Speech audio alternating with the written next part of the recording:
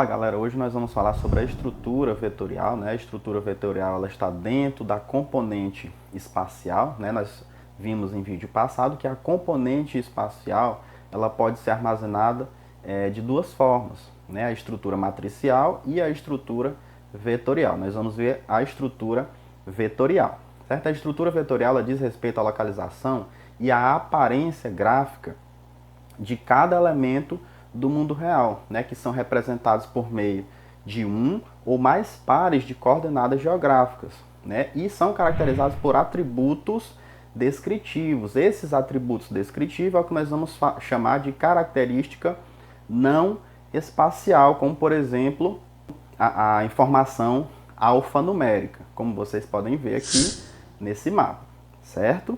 Então o uso da estrutura vetorial, né, nos sistemas de informação geográfica, ele é muito mais sofisticado do que, por exemplo, no CAD. Né? Por que isso acontece? Ora, devido ao tratamento de topologia, associação de atributos alfanuméricos e indexação espacial. A estrutura vetorial ela tem três formas de representação, ou três formas de geometria, certo?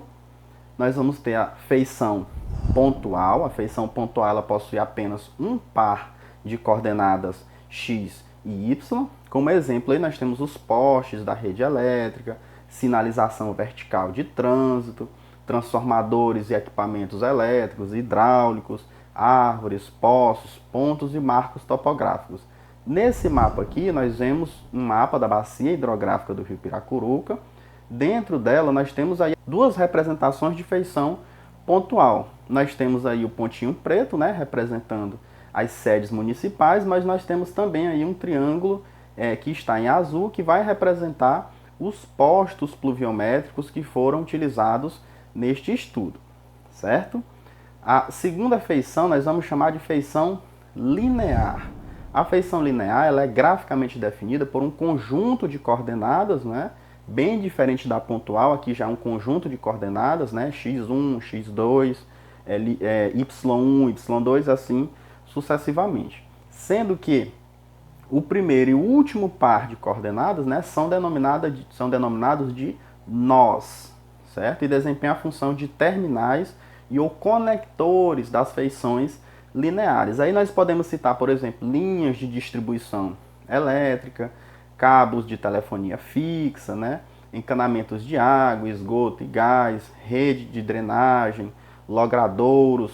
Aqui nesse exemplo nós podemos observar, né, as rodovias. E a terceira feição nós vamos chamar de feição poligonal. Né? A feição poligonal ela representa elementos do mundo real que possuem área e perímetro, né, e que podem ser representados graficamente, né, formado também por um conjunto de feições lineares, né, L1, L2, L3, assim sucessivamente, que são graficamente definidos por um conjunto de coordenadas também, né, x1, y1, x2, y2, e assim sucessivamente. Por meio dessa forma de representação, né, dessa estruturação, são definidas as seguintes propriedades topológicas: a área, o perímetro, a adjacência, a contingência e polígono envelope. Né? Dentre os exemplos que nós podemos apresentar, nós temos os limites político-administrativos, corpos d'água. Um detalhe, não vão confundir a representação poligonal de um corpo d'água, que pode ser, por exemplo, um açude ou uma lagoa, com a feição linear, por exemplo, da rede de drenagem. Certo? A rede de drenagem a gente representa só por uma linha, por exemplo. Os corpos d'água, não, eles são polígonos, certo? Aí, dentre esses polígonos, nós temos também os exemplos de categorias de vegetação, de solos, de geologia, de geomorfologia, entre outros. Como nós podemos ver aqui, né, nesse mapa, mostrando justamente algumas feições poligonais que vocês estão vendo aí em diferentes cores, né? O verde, por exemplo, para representar uma vegetação, e o azul para representar um corpo d'água, certo? Bem, por hoje é só. Se vocês gostaram aí do vídeo, deixa o seu like. Não esqueça de acompanhar aí a nossa página lá no Instagram, o nosso canal no YouTube, né? Se inscreva no nosso canal, deixe aí o sininho de notificação ativado, né, para que nas próximas vezes você seja avisado quando a gente postar um outro vídeo. Beleza?